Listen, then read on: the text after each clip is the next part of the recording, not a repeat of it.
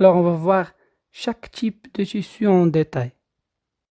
Alors, commençons premièrement par les tissus conducteurs.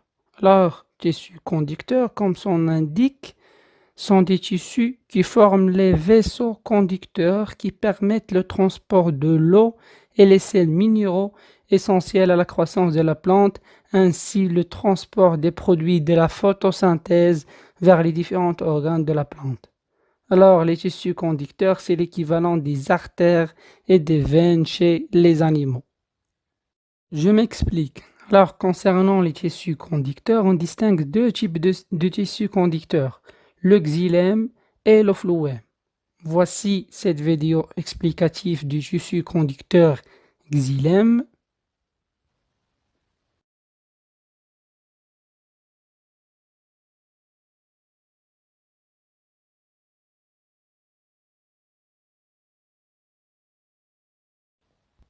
Alors, le xylème est constitué de cellules mortes riches en lignine, ce qui donne la rigidité aux parois des vaisseaux conducteurs, du vaisseau du xylème bien évidemment. Le rôle essentiel du xylème, c'est le transport de la sève brute du bas vers le haut, c'est-à-dire le xylème est spécialisé dans le transport de l'eau et des sels minéraux depuis les racines vers les feuilles. C'est ce qu'on appelle la sève brute. Et comme vous voyez dans l'image, il existe plusieurs types de tissus xylème en fonction de l'embranchement. Il y a qui correspondent aux ptéridophytes, il y a qui correspondent aux gymnospermes, il y a qui correspondent aux angiospermes. Mais ça, c'est des détails, ne casse pas la tête avec ça. Ce qu'il faut retenir, c'est que le xylème est constitué par des cellules mortes, riches en lignine, ce qui donne la rigidité aux parois du vaisseau. Elle est spécialisée dans le transport de la sève brute, c'est-à-dire de l'eau et des sels minéraux depuis les racines vers les feuilles. Ensuite, le deuxième type de tissu conducteur, c'est le phloème. Et voici cette démonstration en vidéo du phloème. Alors, le phloème est formé par des cellules, cette fois-ci vivantes, mais qui ont perdu leur noyau. Le phloème transporte la sève élaborée, c'est-à-dire que le phloème est spécialisé dans la conduction des produits formés dans les feuilles au moment de la photosynthèse. C'est ce qu'on appelle la sève élaborée et qui est transportée par le phloème généralement du haut vers le bas, c'est-à-dire depuis les feuilles vers la tige, les racines, les fleurs et les fruits. Donc depuis les feuilles vers les autres organes de la plante. Donc ce qu'il faut retenir, c'est que le xylème est formé par des cellules mortes riches en lignine et transporte l'eau et les sels minéraux absorbés par les racines et le transporter vers les feuilles. Donc le trajet est du bas vers le haut. Par contre, le phloème est formé par des cellules vivantes, mais qui ont perdu leur noyau. Il transporte la sève élaborée depuis les feuilles vers les autres organes, donc du haut vers le bas de la plante, bien évidemment. Ensuite, deuxième type de tissu, cette fois-ci le tissu protecteur ou encore appelé tissu de revêtement. Alors, comme vous savez, c'est que les plantes ont besoin de tissus de protection pour protéger la plante de plusieurs choses. Par exemple, protection contre les blessures, contre la chaleur, etc., etc. Alors, il existe plusieurs types de tissus protecteurs, mais comme j'ai dit, qu'on va premièrement détailler les tissus primaires. Donc, on va détailler maintenant les tissus protecteurs primaires. On distingue les tissus protecteurs primaires, l'épiderme, l'assise pilifère ou appelé le rhizoderme et dernièrement l'endoderme.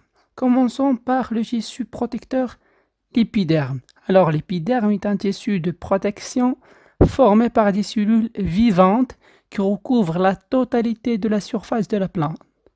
Ce tissu est riche en kétine, ce qui rend la paroi des cellules de ce tissu épaisse et par conséquent une protection à la plante. Donc, premier tissu, c'est l'épiderme. Ensuite, le rhizoderme. Le rhizoderme, ou encore appelé l'assise pilifère, est un tissu protecteur de la racine, plus précisément les jeunes racines. Il est formé par des cellules jointives dépourvues de chitine, c'est-à-dire le rhizoderme est l'équivalent de l'épiderme, mais sans chitine. Donc, l'épiderme est le tissu protecteur des parties aériennes de la plante, c'est-à-dire l'épiderme permet la protection de la tige, les feuilles, tandis que le rhizoderme permet la protection des racines, c'est-à-dire la partie souterraine de la plante, plus précisément les racines et les jeunes racines. Ensuite, l'endoderme. Alors, l'endoderme, c'est le tissu protecteur le plus profond. Il est formé par des cellules vivantes qui protègent les tissus conducteurs, comme vous voyez dans l'image. Donc, l'endoderme c'est le tissu primaire protecteur le plus profond. Il est formé par des cellules vivantes et qui entoure les tissus conducteurs, permet de protéger ces tissus conducteurs. Donc, l'endoderme permet de protéger le xylème et le phloème. Ensuite, troisième type de tissu primaire.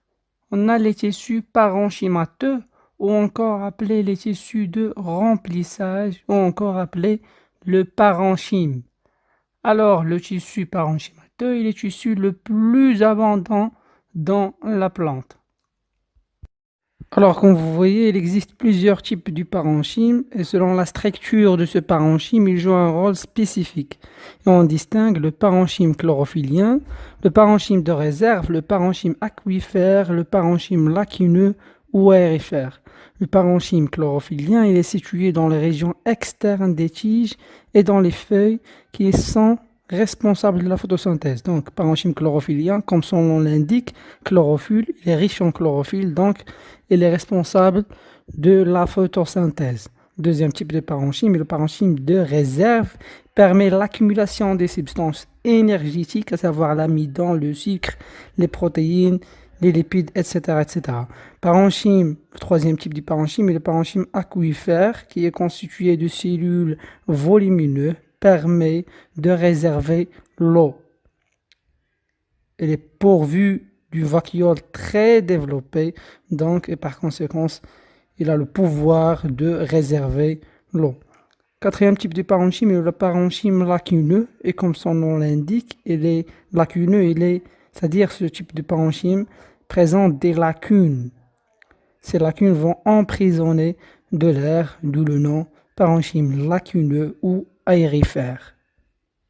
Ensuite, quatrième type de tissu primaire, les tissus de soutien. Alors, les tissus de soutien, encore appelés les tissus mécaniques, sont des tissus qui servent à donner le soutien à la plante. Et on distingue aussi deux types de tissus de soutien. On distingue le collenchyme et le sclérenchyme. Alors, le collenchyme est un tissu végétal de soutien constitué de cellules vivantes à parois pectocellulosiques de couleur rose qui se trouvent dans les jeunes organes en croissance. Le collenchyme donne à la plante la flexion. Et donc, le collenchyme est un tissu de flexibilité. Ensuite, le deuxième type de tissu de soutien est le sclérenchyme. Alors, le sclérenchyme est un tissu végétal de soutien formé par des cellules mortes aux parois épaisses de lignine. Le sclérenchyme est abondant dans les endroits de la plante où la croissance est terminée et le sclérenchyme dans la rigidité de la plante. Donc, le collenchyme donne la flexibilité à la plante et le sclérenchyme donne la rigidité à la plante. Le collenchyme et le sclérenchyme sont deux tissus de soutien primaires de la plante. Ensuite, cinquième type de tissus primaires sont les tissus de sécrétion. Alors, les tissus sécréteurs sont des tissus spécialisés dans la fabrication et la libération de certains éléments, de certaines substances, à savoir le latex, les résines, etc., etc. Donc, les tissus protecteurs, les tissus, pardon, sécréteurs permet la fabrication dans un premier temps et deuxièmement la sécrétion de ces substances. Et on distingue deux types de tissus sécréteurs, les tissus sécréteurs externes et les tissus sécréteurs internes, selon l'endroit où il va y avoir libération ou bien sécrétion du produit fabriqué. Donc si l'endroit de sécrétion est interne, on parle de tissu sécréteur interne. Si l'endroit de sécrétion il est externe, on parle de tissu sécréteur externe. Et voici des exemples des tissus sécréteurs internes et des tissus sécréteurs externes. Mais ça, c'est vraiment du détail, ne casse pas la tête avec ça. Et on arrive au deuxième type de tissus végétaux, qui sont les tissus secondaires. Mais je pense que je vais m'arrêter ici pour que la vidéo ne soit pas trop longue. Et je vais faire une deuxième vidéo qui va consacrer à ce deuxième type de tissus qui sont les tissus secondaires. Alors, j'espère que cette vidéo, ça va vous aider à comprendre ce chapitre d'histologie végétale. Si c'est le cas, n'hésitez pas de cliquer sur like, subscribe, n'hésitez pas de poser vos questions, vos remarques ou même vos suggestions dans les commentaires. Merci, à bientôt.